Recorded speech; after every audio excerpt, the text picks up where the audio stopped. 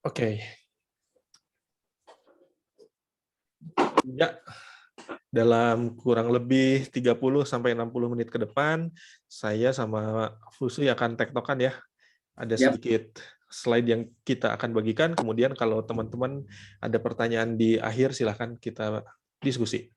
Oke, jadi melihat kesuksesan Hieros dan Dan teman-teman lain, Motret itu bisa makin cuan kalau punya website bisnis yang optimal. Ya, seperti apa sih itu? Nah, kita lihat dulu latar belakang tentang industri kita yang lalu dan ke depan. Ya. Nah, Pak Musui, silakan tentang industrinya dulu, Pak. halo, muka saya ada dua, udah kelihatan belum depan belakang? Oh, ini masih ketutup. Nah, Oke. oke, biar keren aja. Jadi Biasa ya, aja, nggak keren sih. ada. Jadi teknologi itu selalu apa ya, selalu berkembang, begitupun dengan fotografi dan bisnisnya gitu ya. Kalau kita ngerunut ke belakang gitu ya, nggak mungkin kan tiba-tiba teknologi itu udah jadi kayak sekarang. Pasti ada asal muasalnya gitu ya, perkembangan teknologi, perkembangan informasi, perkembangan bisnis dan yang lain-lain. Nah, sekarang kita mengenal namanya industri 4.0. Nah, sebelum ke 4.0 pastinya kan ada yang 3.0, ada 2.0, ada 1.0. Oke, kita balik dulu ke industri 1.0, di mana industri 1.0 ini atau 1.0 ini adanya tahun 1780-an ya, dan ini itu ada penemuan mengenai tenaga uap gitu ya. Jadi dulu kalau misalkan orang-orang tuh bekerja pakai tenaganya ya, sekarang industri 1.0 itu udah pakai tenaga uap gitu. Jadi udah pakai mesin uap juga, terus bisa produksinya juga bisa lebih cepat, bisa lebih efektif, bisa lebih efisien juga. Nah, kemudian masuk nih ke industri 2.0 satu abad kemudian ya. Jadi tahun 1870-an udah ada namanya mass production. Jadi produksi misalkan spare part A lanjut ke B, lanjut ke C, lanjut ke D, dan akhirnya assembly gitu. Nah, itu prosesnya pasti jauh lebih efektif, lebih efisien. Jadi seiring perkembangan industri ini membuat pekerjaan manusia itu semakin mudah, semakin efektif, dan juga semakin efisien dan ekonomis tentunya ya teman-teman.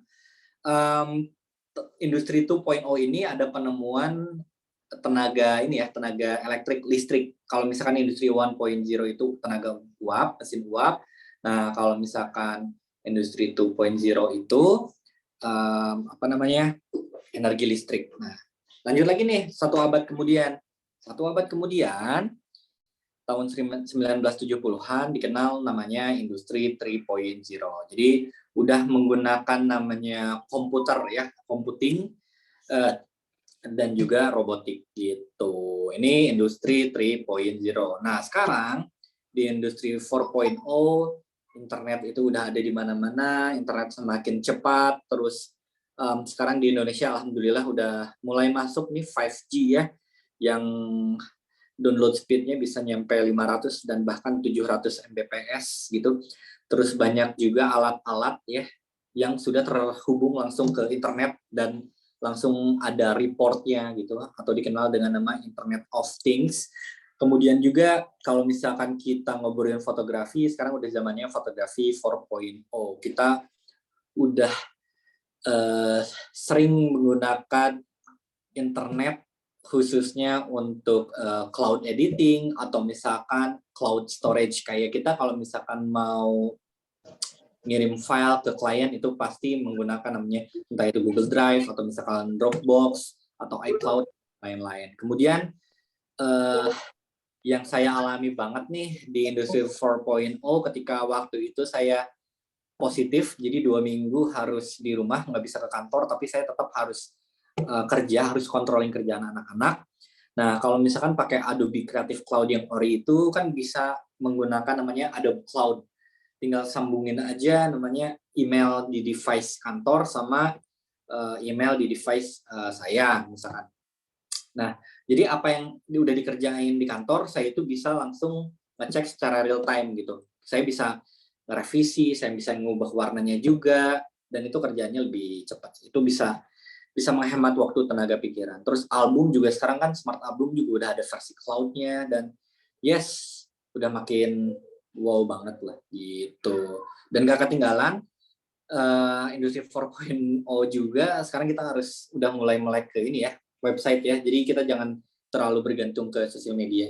Sosial media ya bagus, tapi lebih bagus lagi kalau misalnya kita bisa optimasi website kita. Dan juga website itu nggak cuman nggak cuman buat galeri doang, tapi bisa jadi namanya sistem informasi manajemen. Gitu Kang Asmi. Nah, Yes. itu tadi saya jelasin industrinya ya, belum ke relevansi si fotografinya nih. Kalau misalnya kita ngelihat relevansi fotografi nih di industri 1.0, kita lihat gambar di bawahnya nih. Nah, ada gambar black and white. Nah, ini adalah hasil karya foto yang berhasil yang ada medianya, direkam. Gitu. Jadi ini tahun 1820-an, ini fotografernya adalah Joseph Nisfor, dia seniman Prancis. Ini medianya itu kalau nggak salah pakai plat besi terus dilapisin aspal, dan ini ngerekam gambarnya ini kurang lebih 6-8 jam. Gila, kalau misalnya sekarang kan bisa 1/8.000, bahkan 0,00 sekian detik. Dulu untuk ngerekam satu gambar kayak gini aja butuh waktu 6-8 jam. Yes, itu adalah kemajuan teknologi. Terus kemudian di industri 2.0, 1 abad kemudian udah mulai namanya kamera-kamera analog gitu ya, diproduksi secara massal. Ini namanya apa? Kodak Brown ya? Brownie. Ya, Kodak Brownie tahun 1888, kemudian lanjut ke kamera digital nih. Sebenarnya udah ada dari tahun 1988, teman-teman. Tapi ini jadul banget, dan mungkin harganya pasti mahal ya, bukan mungkin ya. Pasti mahal tahun segituan, dan kita lihat memory card aja itu lebih gede daripada memory card PS1 gitu. Ya, dan kemudian sekarang di industri 4.0 ya, kita udah menggunakan cloud, Internet of Things, dan ya segala sesuatunya kita udah menggunakan internet. Contoh paling realnya itu adalah Adobe Creative Cloud gitu. So we can edit anywhere, anytime. Dan saya aja saya nggak punya nggak ada komputer, terus laptop juga nggak bisa install apa-apa karena ini laptop kantor adik saya. Jadi kalau misalnya saya mau ngecek kerjaan segala macam, saya via iPad gitu. Jadi yang penting Lightroom-nya kantor itu nyambung ke iPad saya, emailnya harus sama. Jadi saya kalau misalnya mau ngecek segala macam tinggal sinkron aja, kelar perkara gitu. Yes. Kemudahan-kemudahan itu ya yang sekarang kita bisa rasakan oleh fotografer. Oke. Nah, sekarang saya masuk di dunia fotografinya ya. Tadi Fusu udah cerita dari industrinya secara global, kemudian industri fotografinya, peralatan fotografinya. Nah, ini kita lihat fotopreneur Indonesia. Kalau kita korelasikan dengan tadi perkembangan industri. Jadi, fotopreneur atau fotografer ya, fotopreneur kan istilah baru ya, fotografer profesional gitu. Orang-orang yang cari duitnya dari motret, kita pun bisa petakan. Ada dari mulai 1.0 di tahun 1850-an sampai 1861. Ada studio foto pertama di Batavia waktu itu, Indonesia belum merdeka ya, 1861. Ada Woodbury and Page bikin studio di Batavia. Kemudian apa yang dilakukan dari hasil karya fotonya itu, foto-foto pemandangan alam Indonesia dia jual sebagai kartu pos di Eropa. Nah, ada juga Kasian Cepas ya, kalau orang Indonesia pertama yang mungkin sangat dikenal di dunia fotografi, ada Kasian Cepas. Jadi dia itu fotografer kesultanan, fotografer di Kesultanan Jogja sana ya. Jadi yang dilakukan apa? Motret keluarga-keluarga sultan. Tapi di luar itu pun dia menjual foto-foto karyanya untuk market Eropa. Fotografi masih sangat langka, baru bisa diakses oleh orang-orang dengan kedudukan yang sangat tinggi. Bergeser ke era awal kemerdekaan, ada Alex dan Franz Mendur. Jadi mereka ini di sebelum merdeka kita belum banyak tahu tentang biro foto jurnalis gitu ya. Nah, kemudian mereka ini adalah fotografer yang berwirausaha, berentrepreneurship, atau kemudian mereka membentuk sebuah biro berita yang kalau sekarang jadi foto-foto jurnalis. Oke. Di 2.0 ini di era 1970-an. Jadi agak beda timeline-nya sama tadi industri 1.0, 2.0 dan selanjutnya. Nah, generasi kedua atau era kedua fotopreneur itu siapa? Di 1970-an mulai muncul tuh majalah-majalah fashion, kemudian fotografi makin mudah diakses. Kalau di era sebelumnya hanya oleh orang-orang dengan status sosial tinggi, ini mulai melebar ya. Ada komersial fotografer, ada tukang potret, Mat Kodak gitu ya, tukang foto gitu kan, itu udah bisa diakses. Nah, biasanya fotografer di era ini selain bisa memotret, eranya analog saat itu, para profesional harus bisa mengerjakan atau mengolah foto di kamar gelap. Jadi nggak aneh tuh kalau fotografer dulu motret sendiri, nyuci filmnya sendiri, kemudian nyetak sendiri. Ya, di era kita mungkin sekarang itu jadi hal yang sangat langka. Oke. Kemudian bergeser ke tahun 2000-an. Oke, di Photopreneur 2.0 ada nama-nama besar muncul, ada Firman Ihsan, kemudian ada Darwis Triadi ya yang sampai sekarang masih terkenal, Roy Genggam dan lain-lain. Banyak banget ternyata. Nah, bergeser ke 3.0 adalah di tahun 2000-an.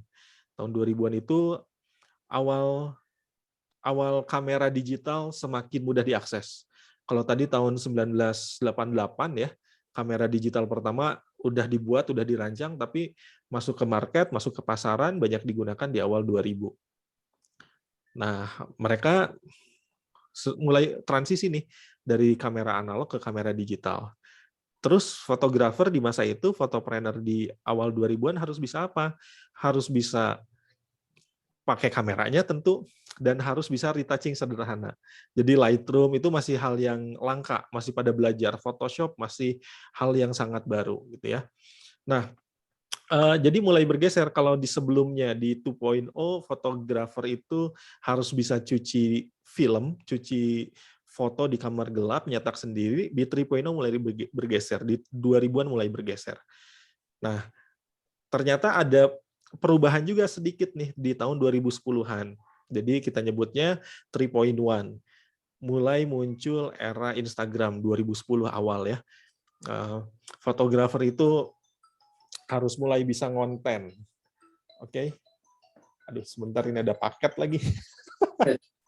Pak Musai, sorry sebentar. Yuk. Kalau nggak diambil ini nanti nelfonin terus. 2 detik ya. Sorry. Yuk.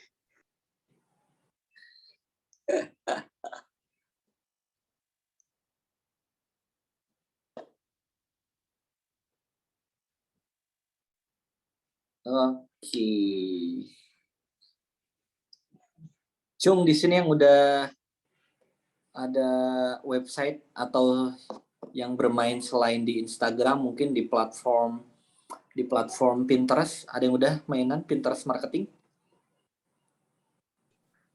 Itu powerful banget loh untuk naikin awareness. Oke, I'm back. Oke, you're back. So, Oke, maaf ya. Kita lanjut ke 3.1 tadi. Kita era muncul Instagram 2010-an, fotografer harus bisa motret, main sosial media gitu ya. Kalau dulu ngandelinnya Facebook, ngandelinnya fotografer net, DeviantArt, mulai bergeser jadi di Instagram. Harus eksis di Instagram, kemudian konsumen berdatangan. Nah, fotografer juga mulai bergeser nih. Nggak cuma dituntut bisa motret, kadang dituntut juga harus bisa video. Foto dan video jadi hal yang semakin beririsan. Gitu. Mulai muncul juga marketplace jasa fotografi. Jadi bikin akunnya di sebuah portal, kemudian konsumen dipersilahkan mencari fotografer yang cocok. Nah, sekarang kita berada di 4.0. Beririsan atau bersama juga dengan industri secara umum ya. Berada di 4.0, fotografer dituntut apa lagi nih? Dituntut terbiasa dengan sistem cloud. Kerja jarak jauh, belajar jarak jauh gitu ya, seperti yang sekarang dilakukan dan banyak dilakukan. Online booking, digital payment, kemudian tentang pameran offline mungkin setelah hampir 2 tahun ini COVID makin jarang lagi gitu ya.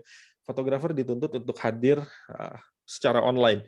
Tapi diuntungkan juga, kenapa? Karena masyarakat terlepas dari COVID-nya ya, tapi dengan COVID ini masyarakat secara umum jadi terbiasa dengan aktivitas digital. Nah, inilah kesempatan yang sebetulnya fotopreneur harus ambil dan antisipasi, jangan sampai ketinggalan. Oke, tadi udah disampaikan fotopreneur 4.0 itu apa aja. Ya, harus terbiasa dengan cloud, Google Cloud, tadi Adobe Creative Cloud ya, connect, kerjanya bisa di mana aja, selama akun kita sama, itu bisa kerja jarak jauh. E-commerce method, jadi kita jualan foto udah bisa ala-ala e-commerce ya. Foto preset, Foto preset, merchandise itu kita udah bisa keluarin produk turunannya ya, bikin e-book sendiri, bikin buku sendiri gitu. Saya ngelihat beberapa fotografer Gen Z mungkin ya, yang saya lihat ini masih muda, hebat juga, dia jual karya foto-fotonya, mungkin foto model yang sebagian besar menganggapnya foto model gitu doang, tapi dia bikin jadi sebuah e-book dan dia jual. Jadi itu luar biasa juga. Kemudian online booking, pembayaran lewat digital, transfer itu jadi hal yang biasa, bahkan sekarang banyak e-wallet ya, Shopee Pay lah, OVO lah, GoPay lah, macam-macam. Nah, ini yang harus kita ikuti juga perkembangan ini. Kemudian ini yang menarik, big data ya, Facebook, Google, TikTok. Pak Fusui, silakan kalau mau memperdalam di yang ini. Iya, sip. Jadi di industri 4.0 juga hubungannya sama big data ya. Dan sekarang kan orang-orang itu udah terkoneksi dengan internet, udah terkoneksi dengan sosial media, udah banyak yang menggunakan namanya TikTok, Instagram, khususnya Instagram ya, kalau misalkan kita di weddingan. Walaupun nanti juga yang dari TikTok pasti ada shiftingnya, dan user di Instagram, di Facebook ya, itu kan udah banyak banget. Terus si Facebook sendiri kan, Facebook tuh punya Facebook, dan Instagram dia itu punya data yang emang sangat-sangat banyak ya, wajar lah platform gratisan gitu ya, jadi si Facebook itu tahu sih user ini tuh sukanya sama hal-hal yang kayak gimana, tinggalnya di mana, umurnya berapa, cewek atau cowok, single atau enggak. Nah, kita sebagai fotopreneur kita bisa menggunakan big data yang emang Facebook miliki untuk beriklan gitu, karena algoritma kita juga udah berubah dan persaingan udah banyak ya. Kalau misalnya kita mau scale up, kita bisa main di iklan dan menggunakan big datanya si Facebook. Walaupun berbayar, tapi sangat-sangat worth it lah. Jadi misalnya kita bisa beriklan satu hari itu kurang lebih misalkan 20.000 gitu ya, tapi kita bisa dapat return yang jutaan, dan kemudian kita bisa menargetkan iklan kita itu dilihatnya khususnya sama siapa aja, tinggal di mana aja. Terus iklan kita bisa dilihat sama orang yang emang baru namanya newly engaged, 1 bulan, 3 bulan, 6 bulan, dan bahkan 1 tahun. Kita bisa ngeliatin iklan kita khusus ke cewek aja atau ke cowok aja. Ya. Terus kita bisa menargetkan iklan kita ke orang-orang yang emang in relationship dan ketertarikan orang-orangnya seperti apa. Pokoknya hal-hal seperti itu sangat bermanfaat sih. Betul. Walaupun sebenarnya kan data pribadi yang dikolek oleh Facebook ya wajar lah, karena kan platform tersebut gratis gitu ya. Ya. Dan sebagai returnnya mereka dapat data, dan akhirnya mereka dapat duit dari mana, dari iklan gitu. Betul. Itu seperti kalau kita udah ngelihat sesuatu misalkan di marketplace ya, iklan tentang topi misalkan. Kita buka sosmed, buka YouTube, biasanya dikejar-kejar terus, dikejar-kejar terus ya dengan topi itu ya. Dan kenapa bisa seperti itu gitu, walaupun kita nggak ngelihat itu di IG atau misalkan di Facebook ya, karena IG juga kan kerjasama sama third party. Betul. Ada pihak ketiga dan ada namanya prediksi algoritma gitu ya. Nah, ada prediksi lah. Kelihatan dari behavior kita tuh sering ngelihatnya apa gitu. Oke, jadi kesempatan inilah yang sebetulnya harus kita lakukan ya. Siapa yang pernah datang ke Instagram kita, ngelihat YouTube kita gitu ya, gimana caranya kita kejar lagi mereka. Dan bahkan kalau misalnya kita punya website, kita bisa lebih lebih spesifik gitu nargetinnya. Kayak gini nih misalnya, hai Facebook, tolong dong iklan saya diliatin ke orang-orang yang pernah datang ke website saya dan ngeklik tombol apa, itu bisa kayak gitu. Bisa lebih spesifik. Karena di website itu kita bisa menanam namanya Facebook Pixel. Yes. Apa itu Facebook Pixel? Facebook Pixel adalah kode ya yang ditanam di dalam website kita biar bisa merekam namanya aktivitas gitu. Jadi iklannya bakal lebih tertarget dan nanti ujung-ujungnya iklan kita bakal lebih murah gitu. Yes. Nah, terus apa yang harus dilakukan fotopreneur sekarang ya di era 4.0? Mungkin website, sistem informasi manajemen, e-commerce for photographer itu agak asing sekarang, tapi yakinlah suatu saat itu menjadi hal yang biasa gitu ya. Dan tentunya kita itu harus mampu namanya beradaptasi. Kalau misalnya nggak adaptasi, kita itu bisa mati. Kalau misalkan yang nggak adaptasi sekarang, nanti kita tertinggal. Contohnya kayak slide berikut. Oke. Sip. Nah, contohnya seperti ini. Kita pasti tahu kan, brand Nokia gitu ya, 3310, 3350, Engage, dan lain-lain dulu, dia punya market share-nya yang edan banget gitu ya, di Indonesia bahkan di dunia. Tapi ketika BlackBerry muncul, si Nokia tidak bisa beradaptasi dengan teknologi yang saat itu tren, dan akhirnya si Nokia itu ketinggalan sama BlackBerry. Ya. Kemudian BlackBerry nyusul si Nokia, dan akhirnya BlackBerry itu berada di puncak tertinggi di jajaran smartphone pada saat itu, gitu ya. Tapi dengan kemunculan Android, si BlackBerry itu nggak cepat beradaptasi, dan akhirnya ketinggalan sama Samsung sama brand-brand Android lainnya. Lihat deh sekarang, BlackBerry masih ada atau enggak? Walaupun dia reborn kan, tapi dia market share-nya di bawah banget. Dan kemudian lihat nih si Nokia ada nggak Android-nya? Ada, tapi sangat terlambat. Mereka udah keburu kalah sama brand-brand kayak Xiaomi, Samsung, Oppo, dan lain-lain gitu. Dan kemudian juga Kodak. Yes. Jadi kita itu harus beradaptasi. Kalau misalnya nggak beradaptasi, siap-siap aja tertinggal. Gitu. Kemudian kita lihat nih Samsung. Kalau misalkan kita lihat sekarang, Samsung itu kan perusahaan dari Korea ya, teknologi raksasa ya di dunia gitu ya, yang head to head-nya itu biasanya sama Apple. Nah, Samsung itu dulunya dia nggak ngerjain elektronik, bahkan dia itu eksportir, non sih namanya teh, ikan kering atau ramen dah kayak gitu, ramen nih kayak gitu-gituan lah. Dan akhirnya dia ke teknologi ya sekarang. Terus Sharp juga sekarang teknologi, tapi dulunya itu jadi produsen untuk isi pensil. Terus juga si Sharp dia jadi produsen untuk bakal diikat pinggang. Oke, dan yang terakhir Nintendo, kita tahu sekarang Nintendo terkenalnya dengan games ya, games Zelda, Pokemon, dan lain-lain. Nintendo itu kan sekarang games, tapi dulunya itu bisnisnya sempat macam-macam ya, sempat jadi bisnis taksi juga, sempat love hotel juga di Jepangnya,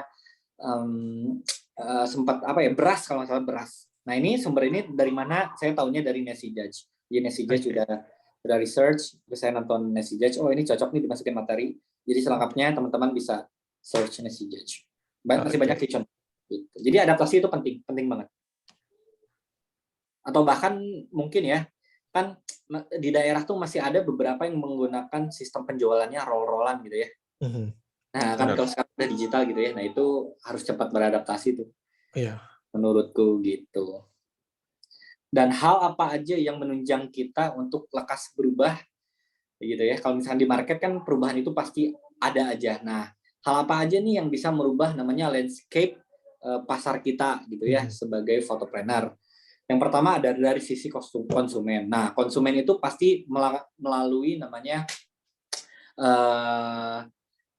perubahan behavior perilaku. Contohnya kayak misalnya orang sekarang aja, konsumen itu lebih cenderung berada di depan HP, WFH, dan segala macam. Dan akhirnya beberapa brand harus adaptasi dengan kondisi agar agar penjualannya itu masih tetap ada gitu ya.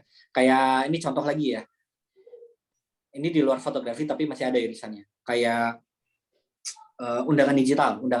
Sekarang itu lagi the fall of undangan fisik gitu loh. Kejatuhannya undangan fisik. Kenapa? Karena perubahan dari politik terus ke konsumennya juga berubah gitu. Orang kan nggak bisa kemana-mana, terus ngundang tamu juga cuma sedikit gitu kan. Dan akhirnya sekarang lagi naiknya apa? Lagi naiknya adalah digital invitation. Walaupun misalkan tamunya terbatas dan nggak bisa banyak ngundang, tapi kan informasinya itu bisa informasinya itu bisa disebar secara luas gitu. Kalau zaman dulu gitu ya, sebelum ada digital invitation atau misalkan invitation yang masih baru-baru, kita kan harus ada undangan fisik dan nganterin ke rumah-rumah, Iya, benar. ke apa ya, undangan ya. Itu kan untuk adabnya ya gitu ya. Kalau sekarang kan via ini aja, WhatsApp, kirim linknya dan informasinya semua udah ada. Yes, itu customer Pegasus salah satunya gitu ya. Dan bahkan kedepannya saya yakin nih kalau misalkan undangan virtual ini udah jadi biasa, mungkin dengan kemajuan teknologi udah pakai VR gitu undangannya, jadi nggak perlu nonton di Zoom, nggak perlu di YouTube. Kayaknya nanti Zoom sama YouTube Live udah nggak terlalu laku. Ya. Nanti tuh kayak di film Ready Player One gitu. Kalau misalnya teman-teman udah pernah nonton, kita masuk ke dunia virtual, itu bisa nggak? Sangat bisa, saya yakin sih. Sekarang aja kan kemajuan teknologi gitu ya, si Tesla aja udah buat robot gitu. Terus perubahan apa lagi ya, dari politik, ekonomi, sosial, teknologi, kompetitor, dan company. Yes, segala perubahan itu menuntut kita harus gerak cepat dan adaptasi. Adaptasi ya, pasti terjadi ya kalau perubahan. Sangat pasti. Oke, nah ini nih untuk fotografer, analisa kita dan yang sudah kita lakukan kan Pak Fusu ya adalah beradaptasi dengan transformasi digital ini, melakukan transformasi digital. Salah satunya web. Fungsi web apa aja nih Pak Fusu? Jadi fungsi web itu nggak cuma sekedar galeri ya, yang pas ya galeri sih udah pasti gitu ya. Kalau misalkan kita web fotografi, kalau nggak ada galeri ya untuk apa gitu kan? Yang pasti satu galeri untuk foto, video, kemudian untuk manajemen informasi sistem atau sistem informasi manajemen, kita bisa mengumpulkan data, terus dari data itu kemudian kita olah atau jadi pengambilan keputusan. Contohnya nanti ya, di sini dilihatin sama Kang Azmi webnya Hieros. Terus kita bisa grab data sebanyak-banyaknya dan akhirnya kita bisa follow up menggunakan WhatsApp atau misalkan otomasi email, dan kemudian kita bisa mengelompokkan audiens kita dengan sistem informasi manajemen. Terus kemudian website kita itu bisa dibuatkan e-commerce. Jadi kayak Hieros sekarang nih nyambi, ini mah super duper santai, nyambi jualan namanya merchandise, dan itu base-nya e-commerce. Dan kemudian kedepannya juga Hieros bakalan jual preset juga. Dan kemudian email marketing, yes, zaman sekarang itu zaman digital, surat menyurat juga udah elektronik. Kita bisa kumpulin email sebanyak-banyaknya, kemudian kita sort, kita list, dan kemudian kita bisa blasting email. Yes, itu cukup efektif juga. Oke. Follow up, dan kemudian di dalam website juga kita bisa membuat namanya kontrak ya, agreement gitu ya. Nah, ini yang dilakukan oleh Hieros juga. Teman-teman nyadar nggak sih kalau misalkan teman-teman itu menggunakan software online, beli software online atau misalkan game, sebelum membeli biasanya tuh ada namanya agreement-nya dulu. Harus sebenarnya tuh harus baca satu-satu, tapi biasanya kan kita males ya. Scroll ke bawah, checklist baru bisa. Nah, yes, I agree, bla bla bla bla bla. Yes, seperti itu bisa dilakukan di website. Dan kemudian di website itu tadi saya udah jelasin bisa kita tanam namanya Facebook Pixel, jadi kode untuk merekam aktivitas di website kita, dan akhirnya kita bisa menggunakan membuat namanya custom audience di iklannya Facebook gitu. Jadi kayak gini bilang ke Facebook, "Hai Facebook, tolong dong iklan terbaru saya yang promosi edan-edanan ini diliatin ke orang-orang yang emang pernah mengunjungi website saya. Dan khususnya mengisi formulir ini. Bisa atau nggak kayak gitu?" Bisa. Bisa. Nah, dan kemudian kita bisa bilang ke Facebook kayak gini, kalau misalnya kita udah punya data banyak, "Hai Facebook, tolong dong cariin audiens yang karakteristiknya mirip kayak orang-orang yang emang udah effort ngisi formulir pengumpulan data." Gitu. Itu bisa banget. Nah, yang sering jadi boncos tuh kan gini Pak, saya sering ngeliat juga nih iklan fotografer, tapi kena di saya nih. Jualannya pre-wed, jualannya wedding, kena di kita. Nah, ini pasti iklannya nggak bagus nih, mentargetkannya. Dan tentunya kan untuk beriklan teh mudah, tapi tidak semudah itu Ferguson. Jadi ada tips and triknya gitu ya. Kita tuh harus menargetkan siapa, apakah target audiensnya sesuai atau enggak. Terus enaknya kalau misalnya di Facebook gitu kita bisa meng-exclude. Jadi ibaratnya kayak gini, exclude teh apa ya? Exclude teh, "Hai Facebook, mengkecualikan. Nah, iklan saya jangan ditampilkan ke fotografer." Itu bisa. Jadi kalau misalkan teman-teman title-nya di Instagram itu sebagai fotografer atau freelance fotografer, nanti nggak akan bisa ngeliat iklan itu gitu. Ya. Kayak saya nggak pernah nih lihat iklannya Hieros nih, karena gitu? Pasti di-exclude.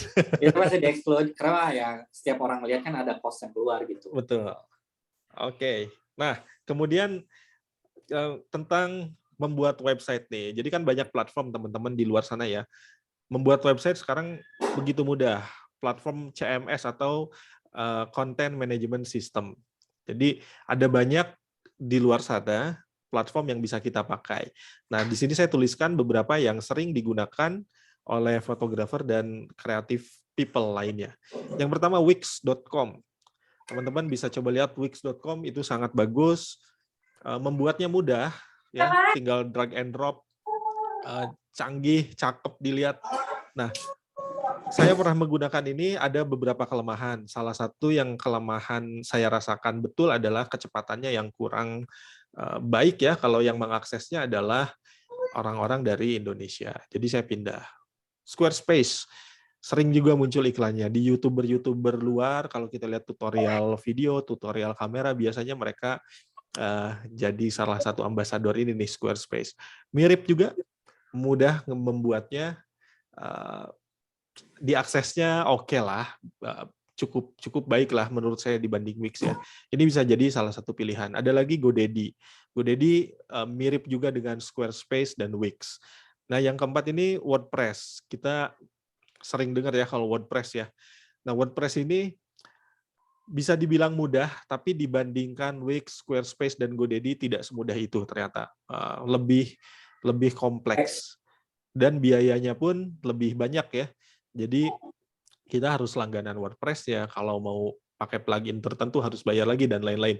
Sementara kalau tadi Wix, Squarespace, dan GoDaddy itu biasanya langganan per bulan mulai dari 200-300 ribu, kita udah bisa tampilkan atau rilis website kita ya. Sama tinggal beli domain aja. Beli domain nggak mahal, sorry. Beli domain nggak mahal.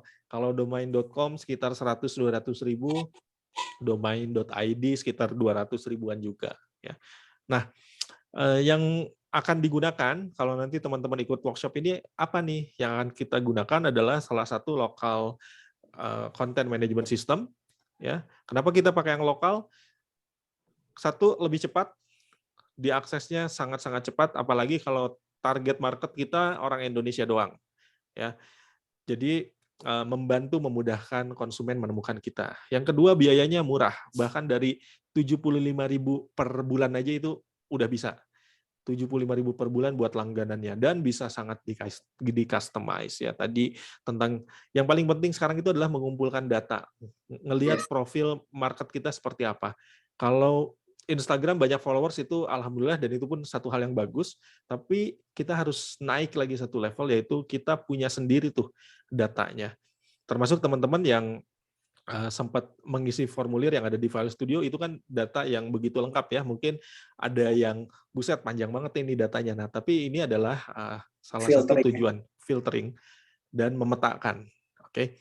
Jadi yang akan kita pakai adalah lokal CMS, mulai dari 75 ribuan itu sebulan, jadi nggak kerasa lah itu ya. Itu bisa digunakan. Nah, kita lihat slide selanjutnya. Ngantuk Pak Fusri. Oke, how is big data used in advertising? Gimana sih big data itu? Tadi kenapa kita punya website, terus kenapa kita harus punya datanya? Yes. Kalau misalnya kita mengenal sekarang kan data is the new oil gitu ya. Data itu menjadi resource kita, menjadi bahan bakar kita untuk kedepannya. Terus kalau misalkan kita udah punya data kan tujuannya untuk diolah menjadi informasi. Nah, informasi kan digunakan untuk namanya pengambilan keputusan kayak gitu. Terus dengan penggunaan big data yang udah terkumpul dari sekian lama dan sangat banyak dari Facebook, itu membantu kita untuk mengenalkan produk kita atau misalkan brand kita, menawarkan promosi kita ke audiens yang tepat dan ibaratnya lebih membutuhkan kayak gitu lah intinya. Jadi lebih terarah gitu. Beda kalau misalnya kita mau ngiklan, misal ya, ini iklan konvensional gitu ya, di jalanan kita ngiklan di billboard, sehari itu kan berapa kan, harganya mahal banget. Terus kalau misalkan di billboard kayak gitu, kita bisa ngelihat nggak sih siapa aja orang yang ngelihat iklan kita, cewek atau cowok, umurnya berapa, tinggalnya di mana, pakai HP apa, OS-nya apa, nggak bisa. Kalau misalkan kita beriklan menggunakan misalkan Facebook gitu ya, yang di dalamnya kan ada Instagram juga tuh. Nah, itu kita bisa ngelihat iklan kita itu dilihat sama orang umur rentang umurnya sekian sampai sekian, cewek atau cowok, tinggalnya di mana, pakai HP apa dan segala macamnya, itu sangat Bisa. Jadi ketika kita beriklan itu bisa jauh lebih efektif dan efisien. Tapi ingat teman-teman, itu ada tips and triknya gitu. Masih ada ilmunya gitu ya, nggak Ya, langsung asal gitu. oke. Gitu kan. Nah, Nah, ini sekarang kemudian kita traffic nih. kalau misalkan di website gitu ya, atau misalkan di sosial media, kita mengenal namanya traffic. Jadi apa itu traffic? Traffic adalah banyaknya kunjungan gitu ya, entah itu masuk ke sosmed kita atau ke website kita. Tapi kita sekarang ngomongin website gitu ya. Ibaratnya gini, kalau misalkan kita punya website tapi nggak ada yang datang, untuk apa gitu. Terus kita punya Instagram tapi nggak ada yang datang, untuk apa? Siapa orang yang mau suka karya kita atau misalkan order kita gitu kan. Nah, minimal kita itu harus punya namanya traffic gitu ya. Nah, di dalam traffic ini kebagi 3, ada namanya organic traffic. Organic traffic itu trafficnya yang gratisan. Jadi kalau misalkan brand kita udah cukup terkenal, orang-orang nyari di Google atau misalkan di Pinterest, nanti nge-link ke website kita gitu ya. Atau misalkan paid traffic berbayar, kayak pakai apa namanya, iklan tadi, FB Ads, Google Ads, TikTok Ads, dan ads lainnya. Dan yang terakhir adalah kalau misalnya kita punya website, kalau kita ngelola yang benar, kita itu punya namanya traffic, we own the traffic gitu ya. Kenapa? Karena kita punya datanya sendiri, kita punya database konsumen, emailnya, nomor WA-nya, yang kemudian kita bisa olah, kita bisa follow up di kemudian hari kayak gitu. Misalkan kalau email, kita bisa blasting kalau akhir tahun atau misalkan ada promo apa, atau misalkan ulang tahun brand kita blasting ke ribuan potensial konsumen kita. Ya walaupun nggak semuanya buka email kita gitu ya. Jangan berharap semua orang pasti buka email kita, tapi setidaknya bakalan ada, dan itu bakal ada namanya impact. Tapi balik lagi, konten email kita seperti apa gitu. Oke. Nah, ini slide terakhir tentang apa yang kita tawarkan. Jadi kita membuat website internet dan fotografi website dan internet marketing. Udah angkatan ke-12. Udah Berarti banyak banget. iya, sekitar berapa? Hampir 40 orangan mungkin ya, 40 brand Dan fotografi udah yang ke luar ikut pulau ini. juga ya, ke Bali juga waktu itu Ya, kita workshop. Bali, Jogja kita udah berkunjung juga. Nah, teman-teman bisa ikut di angkatan 12 tanggal 16 sampai 17 September, workshop 2 hari dari jam 10 sampai jam 4 sore. Bisa ikut yang offline di File Studio atau bisa ikut online lewat Zoom. Nanti kita akan paralel melakukannya. Terus ngapain aja nanti, kita akan bikin website fotografinya masing-masing. Jadi bukan hanya demo yang ditonton doang, tapi kita dampingi ngebangunnya. Terus tanpa pernah atau tanpa punya pengalaman ngebangun website, dengan platform CMS lokal ini kita bisa ngebuat apa yang sudah dilakukan Heroes dan File Studio. Kemudian bisa update mandiri kapan aja. Jadi workshopnya cuma 2 hari, nanti akan ada grup yang isinya udah sekitar 40-an orang. Nah, biasanya kita sharing-sharing di situ, kemudian kalau ada pertanyaan tentang update, kita bisa jawab di situ. Ya, termasuk konsultasi anytime, karena ada di grup. Oke, saya akan buka contoh, sebelum ke contoh ya, saya akan buka tentang ini lagi. Oke, nah, jadi teman-teman bisa datang ke fileacademy.id/workshop-web. Jadi workshop ini dirancang oleh fotografer untuk fotografer. Kita cukup mengerti apa yang fotografer butuhkan karena kita pun fotografer gitu ya. Nah, sudah dirancang modulnya dan metodenya untuk fotografer. 13 hari lagi. Oke, belajar apa aja, ngebangun website-nya. Jadi tidak hanya bukan nonton kita demo, tapi ngebangun langsung. Ya. Terus di hari kedua akan internet marketing, gimana caranya mendapatkan data, kemudian memanfaatkan data yang kita punya. Optimasi prospek, udah punya data bagus, gimana nih dikejar laginya. Kemudian mempermudah proses administratif. Ya. Cash in, cash out, kita bisa gunakan, ada salah satu platform yang bisa kita paralel gunakan. Kemudian tentang membuat kontrak, model rilis, ya, izin dari klien kita untuk menggunakan fotonya, dan lain-lain. Kita bisa lakukan secara digital. Efisiensi, nanti Pak Fusui mau mencontohkan yang efisiensi tentang ngasih lokasi pre-wed misalkan gitu ya. Itu Oke. Boleh, bisa boleh. dibuka dari sini atau harus dari situ, Pak? Bisa dari saya, kan saya 2. 2 ya. Oke, nah nanti ada salah satu Bentar, ada siap. Nanti ada salah satu efisiensi yang bisa dilakukan ya, terutama untuk wedding photographer yang bisa dilihat. Nanti harus bawa apa aja kalau workshop atau ikut online, bawa portfolio paling nggak 30 sampai 50 foto dilengkapi beberapa video kalau ada. Kalau yang offline bisa bawa laptop ke studio, online bisa ikut lewat Zoom. Pesertanya cuma 6 orang di studio, kalau online bisa lebih banyak lagi. 10 jam dalam 2 hari. Oke. Inilah beberapa suasana saat workshop di studio maupun yang kita waktu ke Bali, ke Jogja seperti ini. Nah, ya. Oke, nanti teman-teman bisa jalan ke sini. Sekarang sambil nunggu Pak Fusui yang nanti mendemokan website-nya, saya mau demokan dulu website saya nih. Saya di asbifile.com, personal website saya. Nah, jadi gambaran awal nih, gambaran awal di setiap website itu harus ada hero image ya. Gambar andalannya yang bikin mereka betah, bikin mereka pengen scroll down. Ada apa sih di website ini? Oke, kemudian ada galeri. Nanti menyesuaikan setelah ini Pak Fusui akan mempraktekkan kalau di dunia wedding ya. Ini kalau saya di potret ada galeri andalannya atau identitas khasnya. Ada sedikit about tentang kita itu siapa sebelum ada halaman khusus yang memang mau menceritakan diri lebih panjang. Oke, ada video, kemudian ada call to action, ngajak buat booking dong. Ada testimoni. Ini struktur yang paling umum dan paling penting ya untuk sekarang kita membuat sebuah halaman website. Nah, yang menarik kemudian, karena website ini bukan sekedar galeri foto, kita pengen jauh lebih efektif, lebih bermanfaat dari itu, salah satunya adalah menggrab traffic data.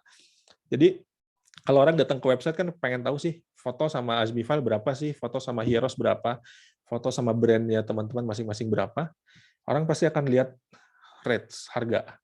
Ya, kita pancing lagi pakai sesuatu yang bikin lebih menarik. Kalau di saya ini tambahin sedikit quotes ya, tambahin lagi testimoni yang berbeda. Nah, tapi mereka tidak bisa langsung melihat price list-nya. Mereka harus ngisi data dulu, harus ngisi Instagram-nya, kemudian harus ngisi WhatsApp-nya, harus ngisi email-nya. Terus kita cari tahu juga, mereka datang tuh dari mana, tahu kita dari mana. Dari sosmed kah, dari temennya kah, dari iklan, dari Google, supaya kita bisa menganalisa nih traffic yang datang ke web kita itu sumbernya dari mana. Terus bisa juga kita minta kisaran budget mereka berapa. Nah, setelah mengisi data ini, baru bisa mereka melihat price list kita.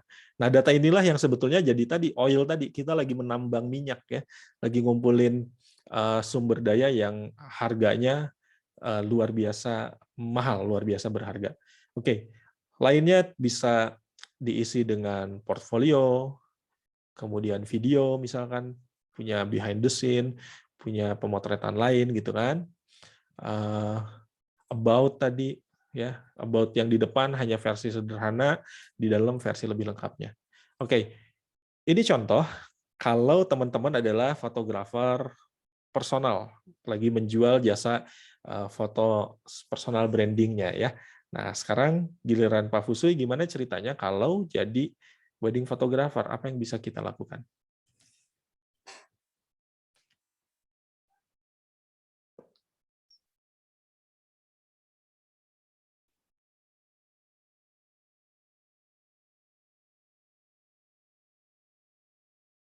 Unmute, dari tadi ke mute berarti.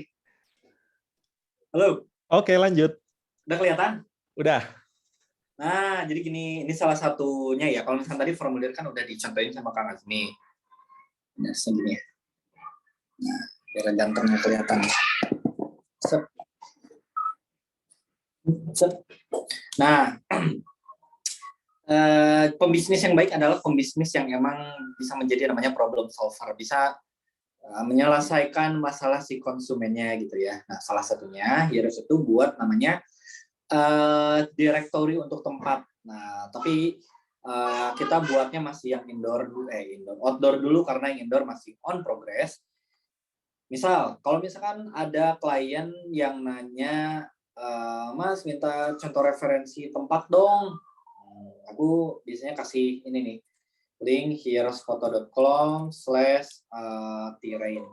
Nah, tapi ini nggak bisa diakses bebas ya, jadi mereka itu harus login dulu. Ya. Nah, ini biasanya orang yang nanya ini kan udah fix mau pakai Heroes. Oke, contoh. Oke, nanti si klien itu bisa ngelihat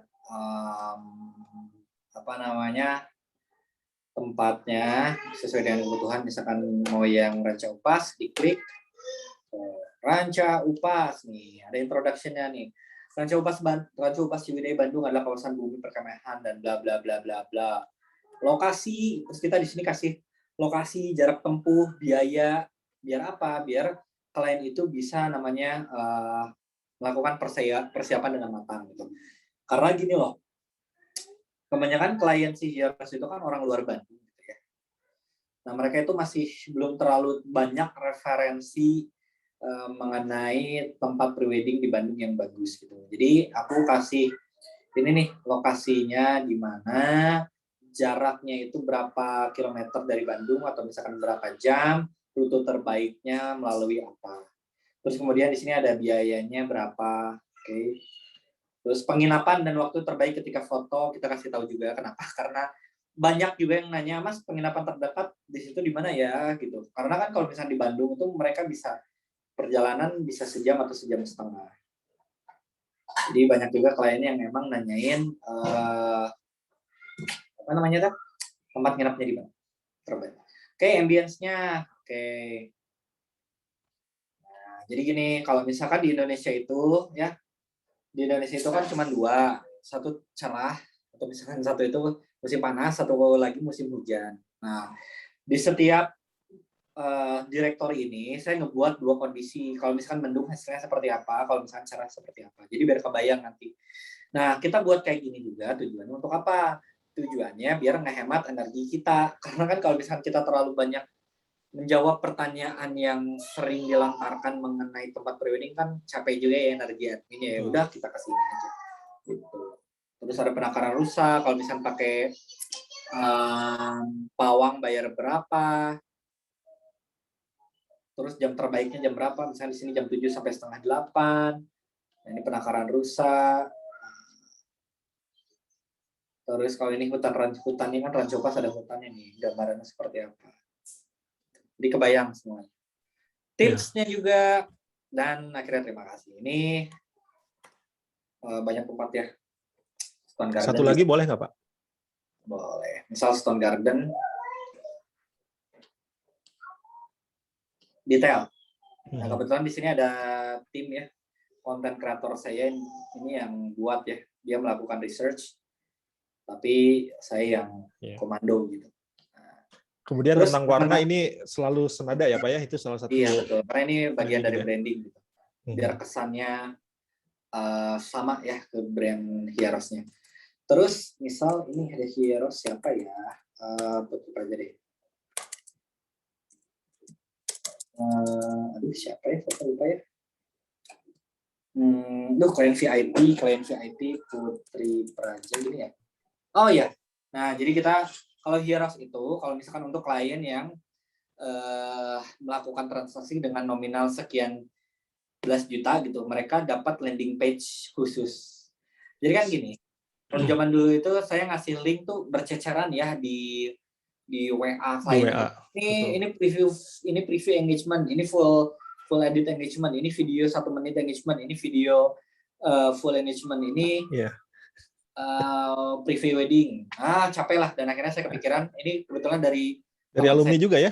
Dan jarang dari alumni web juga, Oh ada di sini. Kepikiran kayak gitu dan akhirnya saya adaptasi gitu. Thank you Ganjar kalau ngeliat video ini. Ini kalau versi mobile ini bagus banget kelihatan. Apa sih saya lupa. Sorry. Error.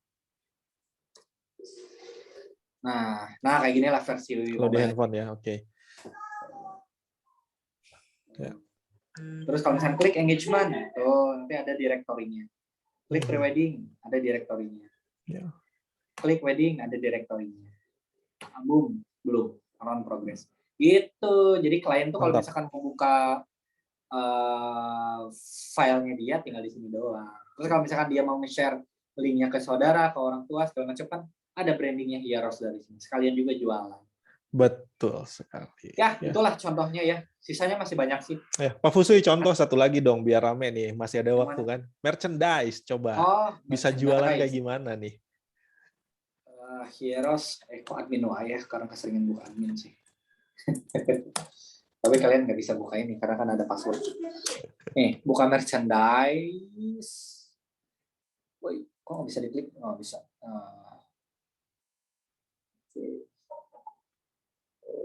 Jadi bisa jualan barang juga. Banding di sini 625 coret jadi 450.000. Dia dapat apa aja? Kalau scarf, tumbler, tote bag, mug, dan lain-lain. Dan kemudian klik dapatkan merch Hieros. Kemudian isi data di sini deh. Udah oil shop banget. Iya, oil shop banget ya. Tuh, misalnya saya masukin kode ya. Dan ini enaknya bisa masukin kode voucher sih. Saya udah buat namanya Heron. Dia dapat diskon 10%. Termasuk ongkirnya ya, udah otomatis ya? Iya, udah otomatis tuh. JNT, JNE gitu. Alamatnya ya ini oil shop banget lah. Iya. Padahal dan tadi dari depan ini website wedding fotografi ya. Betul sekali gitu. Oke. Oke, ini review juga ya, ini jelas jadi salah satu hal paling penting ya. Sekarang kita mau belanja. Saya lagi nyari topi nih Pak Fusui dari tadi malam. Gitu. Nutupin ini yang makin mundur nih gitu. Ini kasih jaminan pasti bisa. Jadi kalau misalnya teman-teman ikut web CCDM ini, workshop ini, selain kalian bisa buat website si fotografi ini ya untuk galeri dan sistem informasi manajemennya, saya jamin teman-teman juga kemudian bisa buat namanya digital invitation. Yes. Ini juga pakai platform yang sama ya. Ya. Ini digital invitation. Ini bisa seperti ini. Dan beruntungnya ini apa ya? Satu berlangganan aja kan ya? Punya ya, dua betul. ini tuh.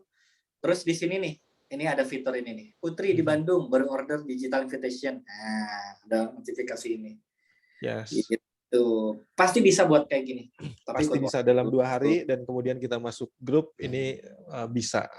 Memang perlu waktu ya. Setelah pulang workshop perlu waktu paling nggak 1-2 minggu untuk ngerapi-rapiin website-nya teman-teman nantinya. Betul sekali. Dan ini menariknya ya, dulu tuh si digital invitation ini tuh khusus untuk klien Hieros ya. Tapi tiba-tiba ada ya temannya klien minta tolong buatin, ternyata lumayan bisa jadi jualan gitu. Semangat. Nah terus teman-teman tadi kan lihat ya ada pop-up tadi ya, siapa Putri baru membeli gitu ya. Nah itu bisa.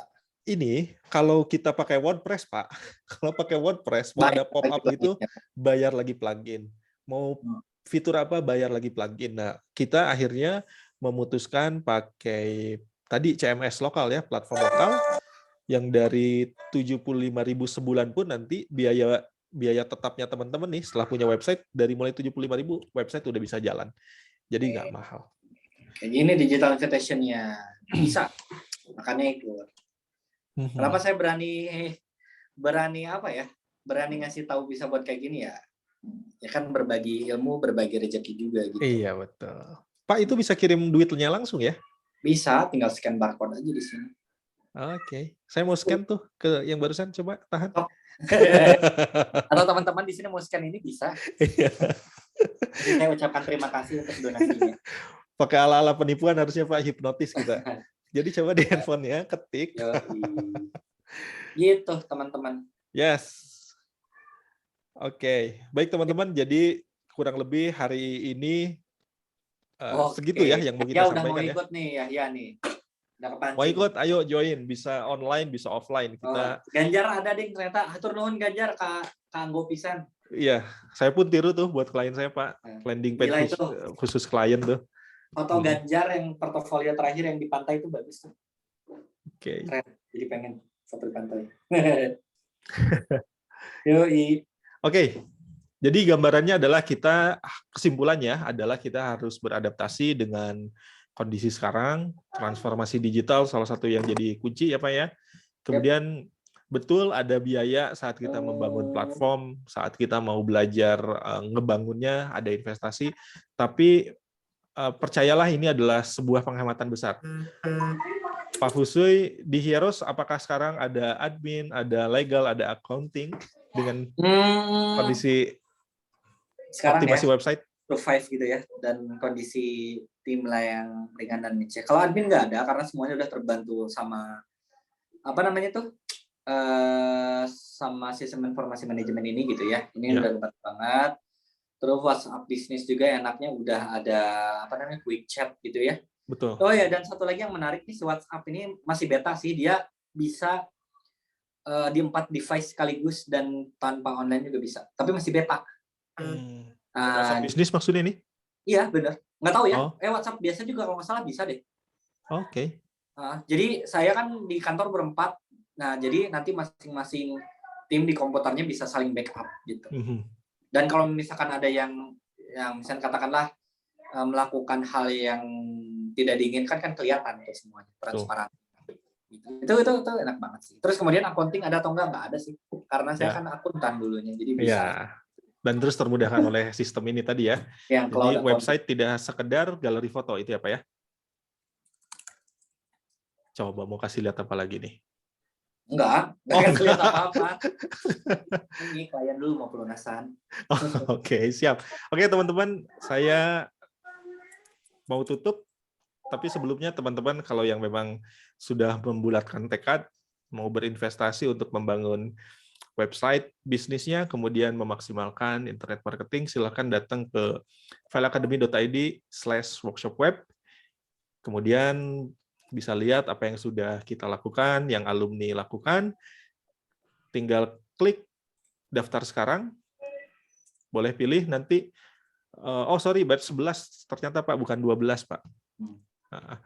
Jadi mau pilih offline 1,75, online 1,25, atau bisa juga private 3 juta saja. Tinggal klik booking, setelah itu kalau terkonfirmasi nanti admin akan menghubungi. Ya. Oke, kita tutup aja ya Pak Fusi ya. Yoi, sip. Thank you banget teman-teman, dan ini pasti bermanfaat lah untuk website ini. Yakin. Ya. Terus nggak cuma untuk fotografi doang, jadi kalau misalkan kalian ikutan workshop, bisa jualan produk fisik, e-commerce juga, kan tadi udah terbukti ya, bisa dipakai untuk e-commerce, bisa untuk digital invitation juga, kalau kita mau ngulik gitu ya. Ya, pokoknya pasti bermanfaat banget lah gitu. Dan ini adalah bagian dari adaptasi gitu ya. Oke. Oh ini Pak, jadi saya nggak jadi nutup nih, satu lagi Pak. Jadi gini, saya kemarin baru menang giveaway Pak.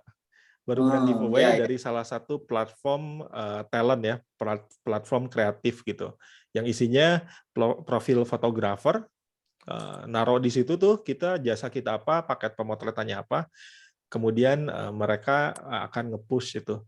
Nah saya ikutan aja, dan dengan mudah saya ngebuat produknya karena udah ada di web sendiri, tinggal copy paste doang gitu. Nah ternyata kalau di giveaway kemarin saya menang Pak. Padahal satu sisi ya ini sih udah kita lakukan, udah biasa begini gitu kan. Nah kalau di wedding nih, terakhir nih, kalau di wedding kan banyak marketplace gitu juga. Mendingan mana? Mendingan bikin web sendiri atau ikut marketplace gitu? Oh, kalau saya pribadi, saya dulu pernah, karena based on experience saya juga dulu ikutan di platform ya yang bayar 9 juta selama 1 tahun gitu ya. Tapi selama pelajari digital marketing dan optimasi website, jauh lah mendingan website lah, returnnya jauh lebih gede juga, data yang didapat juga, intinya itu sih, data yang didapat. Terus kalau misalkan ada pertanyaan lagi, mending pameran atau mendingan ngiklan? Jauh lebih asik ngiklan. Datanya kita, tujuan pameran untuk apa sih? Kan ujung-ujung promosi gitu. Cuman bedanya pameran tuh ada ini doang, sebenarnya ada apa? Ada experience offline-nya doang gitu. Tapi ujung-ujungnya kan sama, promosi dan closing. Kita bisa pakai internet marketing. Oke, jadi begitu teman-teman, ini jauh lebih efektif daripada ikut platform tertentu gitu ya. Kemudian mengamankan data juga, kita punya data sendiri, profil pengunjung dan konsumen kita. Sama yang terakhir, investasinya nggak besar. Tinggal investasi ikut programnya ya, belajar 2 hari sama kita. Kemudian untuk rutinitas biaya platformnya, start from 75.000 itu udah selesai. Tambah domain sekitar 100 sampai 200.000 per tahun. Jadi kalau dirata-ratain, start from 100 ribuan, kita udah punya website yang bisa jalan. Oke? Pak Fusi, ada lagi? Udah sih. Aman? Oke teman-teman, terima kasih yang udah hadir, sudah dengerin kita bagi-bagi cerita. Ditunggu untuk bisa bergabung di website and Internet Marketing Workshop by File Academy. Saya tutup, terima kasih. Assalamualaikum warahmatullahi wabarakatuh.